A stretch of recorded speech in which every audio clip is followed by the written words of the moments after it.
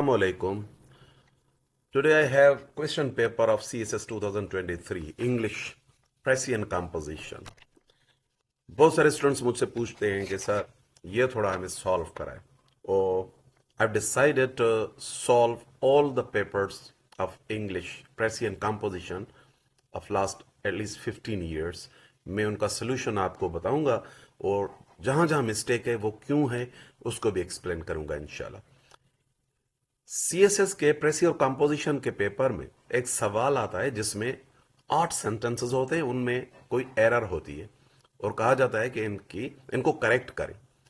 तो ये 2023 का क्वेश्चन पेपर है जो रिसेंटली हुआ है, इसलिए I have selected this one today. First question is his knowledge of language and international relations aid him in his work. अगर आप इस सेंटेंस को गौर से देखेंगे तो इसका सब्जेक्ट जो है हिज नॉलेज है। उसके बाद of language and international relations, हम इसको समझते हैं शायद कि ये इसका सब्जेक्ट है जो प्लूरल लग रहा है, लेकिन इसका सब्जेक्ट हिज नॉलेज है। इसलिए जो वर्ब है एड, ये सिंगुलर होना चाहिए, aids him in his work. So the correction is his knowledge of languages and international relations aids him in his work. Aid को aids करना होगा क्योंकि aid प्लूरल है, aids सिंगुलर है और इसका सब्जेक्ट भी सिंगुलर है। सेकंड क्वेश्चन जो सेंटेंस है वो है द एम्बेसडर। अब इसको गौर से देखें। The ambassador with his family and staff, ये जो फ्रेज है ये कॉमा में है। Invite you to a reception at the embassy on Tuesday afternoon, इसमें भी यही मसला है, subject verb agreement. Subject ambassador है, एम्बेसडर, लिहाजा जो वर्ब है वो भी सिंगुलर होना चाहिए, इनवाइट्स यू, क्योंकि जो भी लफ्ज besides, as well as, together with या विथ के बाद आते हैं उनकी कोई अहमियत नहीं होती। एक्चुअल जो सब्जेक्ट होता है वो जो पहले आता है वही होता है। The ambassador with his family and staff invites you, note this, invites you to a reception, because invite कौन कर रहा है? एम्बेसडर कर रहा है।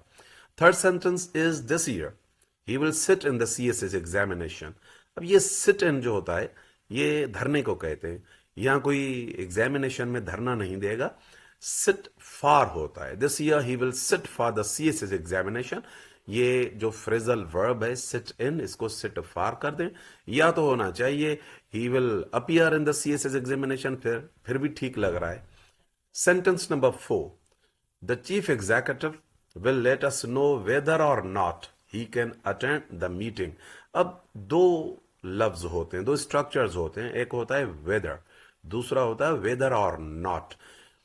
इसमें वेदर और नॉट नहीं लगेगा, सिर्फ वेदर ही लगेगा, और नॉट नहीं होना चाहिए इसमें, क्योंकि इसमें उसकी चॉइस है। The chief executive late us know weather he can attend the meeting, और नॉट नहीं होना चाहिए, क्योंकि वेदर और नॉट एक अलग सिचुएशन में यूज होता है, जब कुछ हो या ना हो फिर भी ये होगा। तो फिर फॉर एग्जाम्पल अगर मैं कहूं I will go out whether or not it rains, अगर बारिश हो या ना हो मैं जाऊंगा, तो इसलिए हम आर नॉट को इसमें यूज नहीं करेंगे, सिर्फ वेदर। वेदर जो इक्वल टू इफ है।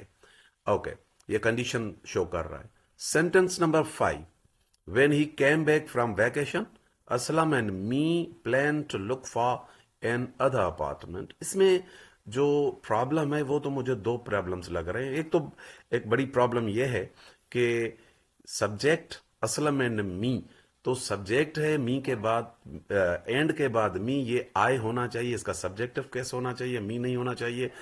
Weather he came when he came back from vacation Aslam and I plan to look for another apartment. अगर जो दूसरा प्रॉब्लम मैंने बताया आपको इस सेंटेंस में वो ये है कि इसका देखें जो टाइम क्लास है when he came past tense में, तो इसका ये मेन क्लास भी पास्ट में होना चाहिए, Aslam and I planned when he came back from vacation aslam and I planned to look for another apartment। so दो इसमें प्रॉब्लम्स है।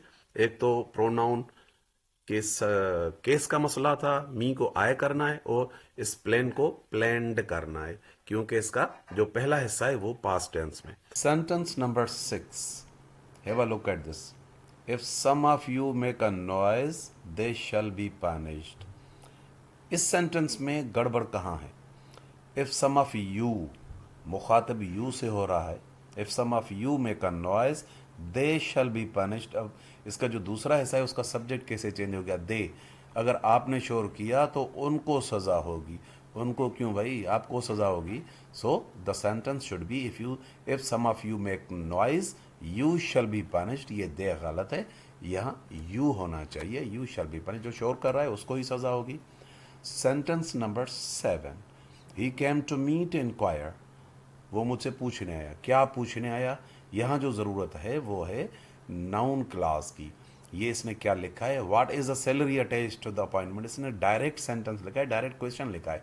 अब इसमें क्या गलती है, इसमें ये जो इज़ है इसको आखिर में रखेंगे और टेंस भी चेंज करेंगे इसको वाज करेंगे और आखिर में रखेंगे, सेंटेंस को इनडायरेक्ट क्वेश्चन बना देंगे क्योंकि ये इनडायरेक्ट नरेशन का सेंटेंस है। He came to me to inquire what the salary attach to the appointment was.